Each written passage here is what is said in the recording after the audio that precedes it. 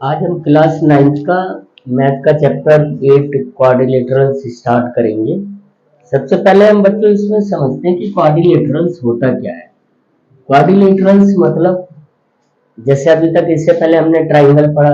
Triangle में क्या होता था कि 3 साइड्स होती थी और क्लोज्ड फिगर होती थी, उसको हम ट्राइंगल बोलते थे। अब जो आज हम पढ़ेंगे वो पढ़ेंगे क्वाड्रिलेटरल्स, यानी ऐसा एक क्लोज्ड फिगर जिसकी 4 साइड हो। अब ये कैसा भी हो सकता है, इसी को आज हम पढ़ रहे हैं कि क्वाड्रिलेटरल होता क्या है।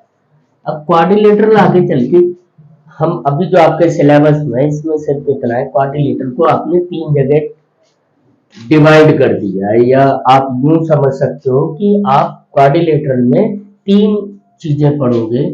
वो क्या है? नंबर 1 है पैरेललोग्राम, पैरेललोग्राम।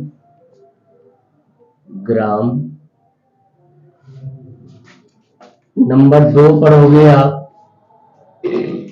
ट्रेपेजियम,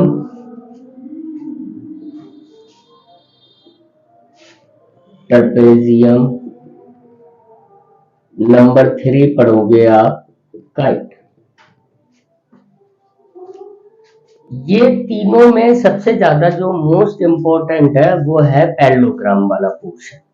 पैरेललोग्राम आपके जितनी भी एक्सरसाइजेज हैं उसमें ज्यादा से ज्यादा जो क्वेश्चंस है वो पैरेललोग्राम के हैं। तो सबसे पहले बच्चों हम पैरेललोग्राम के बारे में उनकी प्रॉपर्टीज समझते हैं कि पैरेललोग्राम होता क्या है। तो सबसे पहले जैसे हमने पढ़ा कि पैरेललोग्राम पढ़ेंगे। पैरेललोग्राम को ना इसका एक सिंबल होता है, आप सिंबल से ही समझना स्टार्ट करो। इसको 11 लिख के यहाँ पे जीएम लिख देते हैं, that is called the parallelogram. Okay, ऐसे बनता है ये। या पैरेलल की लाइंस आपने बना ली, उसके बाद जीएम लिख दिया, इसको पैरेललोग्राम बोलते हैं।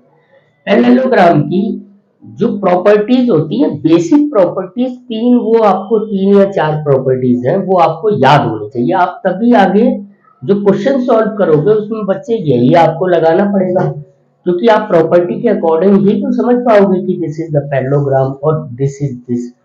तो पैरेललोग्राम की प्रॉपर्टी क्या होगी? Number 1, opposite sides are equal and parallel. सबसे पहली आइडेंटिटी या सबसे पहली प्रॉपर्टी क्या होगी पैरेललोग्राम की, कि उसकी अपोजिट साइड्स जो होंगी वो इक्वल भी होंगी और पैरेलल भी होंगी। Number 2, opposite angles are equal. जो मैं आपको एक ड्रॉ करके दिखाता हूं, लाइक दैट। ये आपने पैरेललोग्राम बनाया, तो ये जो अपोजिट एंगल्स होंगे वो अपोजिट एंगल्स कौन से बोले जाएंगे? Like that A B C D, इसमें अपोजिट एंगल्स ये वाले बोले जाएंगे। दीज आर इक्वल्स होंगे, इतना आपको समझना है। नंबर 3 प्रॉपर्टी इसकी वो क्या होगी? वो नंबर 3 पे जो प्रॉपर्टी आती है वो ये होगी बच्चों कि एडजेसेंट एंगल्स या सम ऑफ, इसको क्या लिखोगे आप? सम ऑफ एडजेसेंट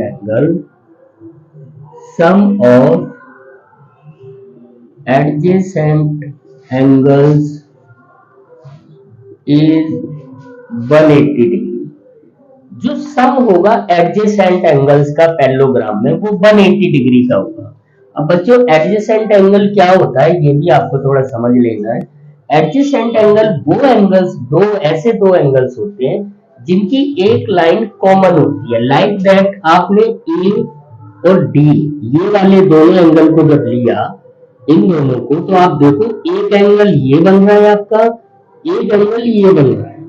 इन दोनों एंगलों की ये वाली जो साइड है, ये वाली साइड आपकी कॉमन है, तो these are the adjacent angle. तो जो हम सम करेंगे, कभी अगर हमें जरूरत पड़ेगी तो हम जो सम करेंगे तो हम इसमें ये लिख सकते हैं कि angle A plus angle D is equal to 180 degree. इसका हम कहीं पर भी यूज कर सकते हैं।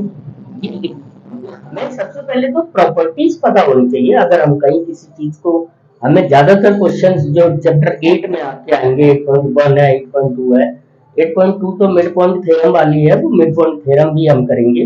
लेकिन ये इसमें चीजें, सारी चीजें, प्रॉपर्टीज जो भी हैं वो आपको समझना बहुत जरूरी है। नंबर 4, ये 4 आइडेंटिटीज आपको हमेशा याद रखनी है। आइडेंटिटीज नहीं बोलना चाहिए, सॉरी, इसको हम बोलेंगे 4 प्रॉपर्टीज ऑफ पैरेललोग्राम। चौथी वाली क्या है, वो है diagonals. Diagonals are equally, diagonals are bisect each other. दोनों बाइसेक्ट, दो ही बाइसेक्ट होंगे, एक ये वाला आपका बाइसेक्ट हो गया, सॉरी, एक ये वाला आपका डायगोनल हो गया और एक ये वाला डायगोनल होगा। ये दोनों डायगोनल्स आपस में एक दूसरे को क्या कर रहे होंगे बच्चों, ये आप एक दूसरे को बाइसेक्ट कर रहे होंगे। बाइसेक्ट करने का मतलब होता है बराबर बराबर हिस्सों में डिवाइड कर देना। तो ये आपको याद रखना है। अब ये अलग अलग, इसमें हम अभी आगे पैरेललोग्राम में, इस पैरेललोग्राम के आगे 3 पार्ट हो जाते हैं जो आपको पढ़ने हैं। पहला है स्क्वायर,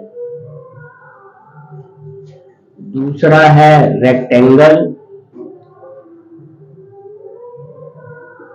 तीसरा आपका इसमें है रोम्बस।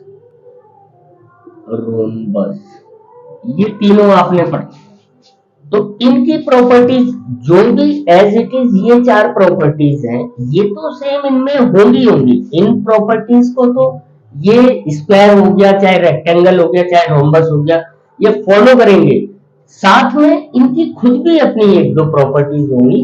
बस अगर आपको इतना पता है तो आपके लिए चैप्टर बहुत इजी हो जाएगा, बहुत आसानी से आप इसको पढ़ लोगे।